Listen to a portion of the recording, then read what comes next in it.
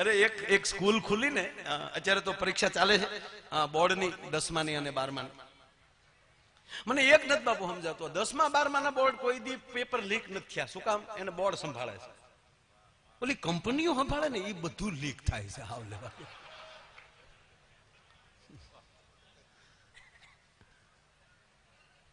અરે સ્કૂલ ખુલી ને બરોબર બપોરનો ટાઈમ 12 વાગે સ્કૂલ પૂરી થતી હશે, એક ટાઈમની સ્કૂલ હશે.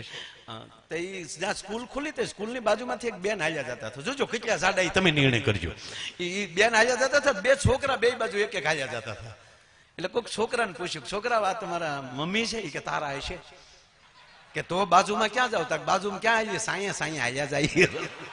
જાણે નાનો વડલો હાલ્યો જતો હોય. એટલે ઈ જાડાઈની વાત હું નથી કરતો. બેન લોટકા, ડોકમાં હોનાનો ચેન પહેરેલો, 3 આંગળનો. બપોરનો ટાઈમ, માર્કેટમાંથી બેન જા પસાર થયા હતા તો એક જણો પડખેલી મોટરસાયકલ નીકળ્યો, ડોકમાં લઈ ચોટીને ભાગ્યો. એટલે બેન કઈ દોડીએ કે એવું કઈ હતું નહીં. તે ઉભા ઉભા બોલ્યા, લઈ જાય ને તાર બાપ ખોટો છે. બોલે ધડ બ્રેક માર્યો. આવીને ખીજાણો બેન ઉપર, ખોટા પહેરે નીકળો છો, અમને તોડવા? 2 કલાક થયા તમારી વાહે હું નજર રાખીને બેઠો છું, ક્યારે મોકો મળે ને આ મારી 2 કલાક બગાડી. આલ્યો આવી રીતે ખોટા પહેરીને નીકળો છો. બેન ડોકો પહેરીને કે તારો બાપ હાસો છે. હવે એને જો કડે ચડાવી દેતા હોય. પણ આજનું જે સ્થાન છે બાપુ, અહીંયા કેવું ન પડે કે તું શું કામ આવ્યો છો. ખાલી હાઈવે થી અહીંયા અંદર આમ વળી જાય ત્યાં અહીંયા મોગલ કહેવા મળે કે આ હાટું. પણ મને એ નથી સમજાતો, એ માતાજી આવે જો ટીકા નથી કરતો, માફ કરજો. અને અત્યારે જે હું બોલવા જઈ રહ્યો છું એની હું માફી માંગુ છું એડવાન્સ. એ કોઈને દુઃખ લાગે નહીં ભાઈ. અને તમે હાસા હોવ તો હું તમને પગે લાગી જાય, તમે ખોટું લગાડતા. પણ વળ હું કામ ખાવ છું?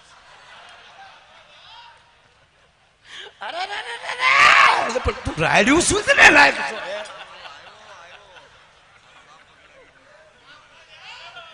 અને બાપુ પુરુષે ધૂણે, બેનોય ધૂણે. પુરુષ ધૂણતા તો ઓછા માણસો પગે લાગવા. પણ ખમા કોઈ બેન ધૂણતા ખમા. લગભગ જો દેરાણી જેઠાણીને વધારે ખીજાતી હશે. નથી માનતી. દેવી ભાગવતમાં બાપુ આપ તો મહા બધા શાસ્ત્રો જાણીને બેઠા. દેવી ભાગવતમાં બાપુ એને શક્તિપાત કહેવામાં આવ્યો. સૂક્ષ્મ સ્વરૂપે શક્તિ સ્પર્શ કરે એટલે શક્તિ પ્રવેશ કરે, કંપારી આવે, સવાલ નથી, પ્રશ્ન નથી. પણ વળતો ન જ ખાય. દરેક સમાજ એના મઢ, જેટલા મઢ એટલા માતાજીના ભુવા. મૂળ શબ્દ છે બુવા. માં પા ફૂઈ જેવું થઈને રેવાય. બુવા ફૂઈ થઈને ત્યાં આમ ન કરાય. ભજતો હોય ને તોય ભાંગી નાખે. જો આમ હાથ થાય ત્યાં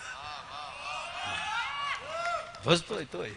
કાળિયા ભીલ ને કીધું, કાળિયા પડદે વાતો કરું એ બરાબર છે, અને એટલી જ ભૂલ થઈ કે આવતી રે ગાડા ઉપર, એ ગાંડો થામા, કે એમાં ગાંડાની ક્યાં વાત છે, જાણીએ છીએ.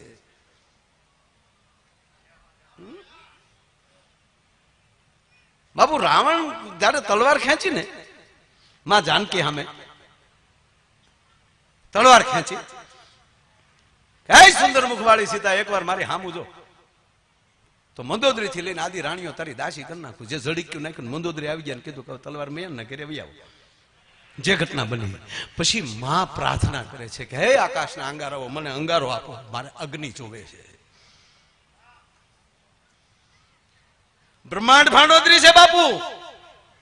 અને ત્યારે મને એવું લાગે કે એમ કેતી છે કે મૂળ મારું સ્વરૂપ અગ્નિમાં છે એટલે તલવારું ખેંચીને જાશો ને, હું પડસાયો છું એટલે તલવારું ખેંચશો ને, બાકી હવે અગ્નિ પ્રગટ થાય ને એમાં હાચી ઉભી થાવ ને પછી આવી લે રામ ને જો અહીંયા ધક્કો ખાવા દઉં તો બ્રહ્માંડ ભાંડોદરી નો કેવા ભલા માન.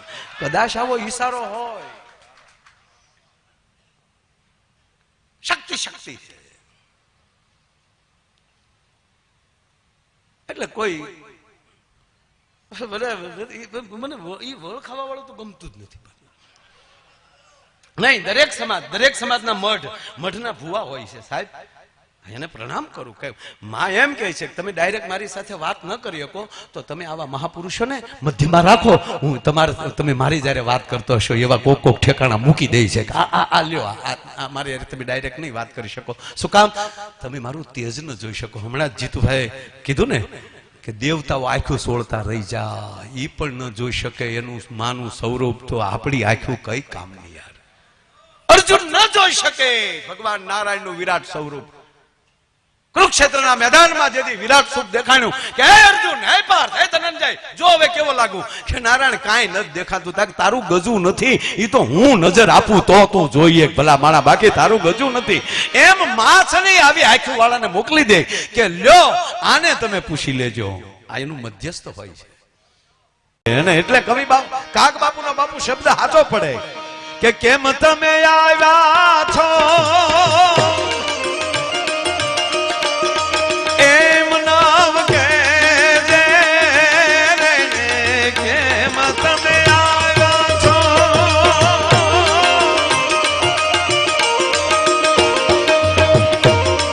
એમ નામ કે જે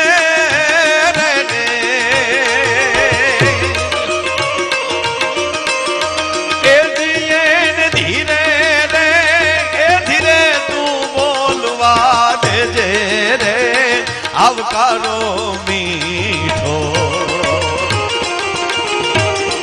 આપજે રે રેગજી તાર કાને રે એ સંકટ કોઈ સંભળાવે રે બને તો થોડું આપજે રે રેગજી.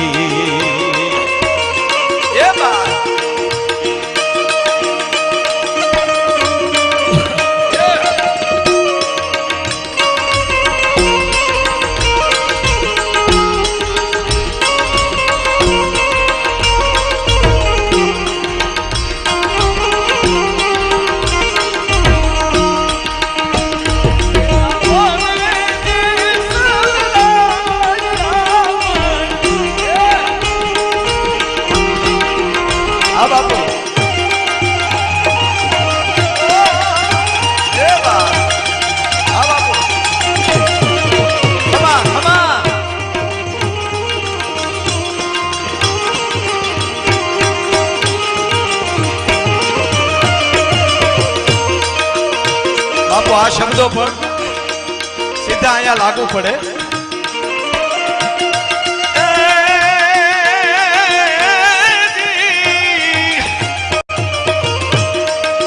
માનવીની પાસે કોઈ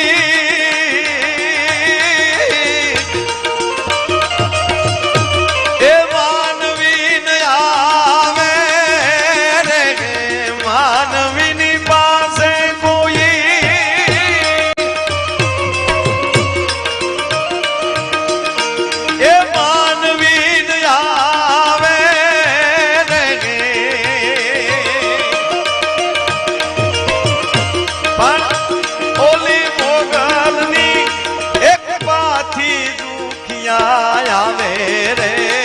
આવકારો એને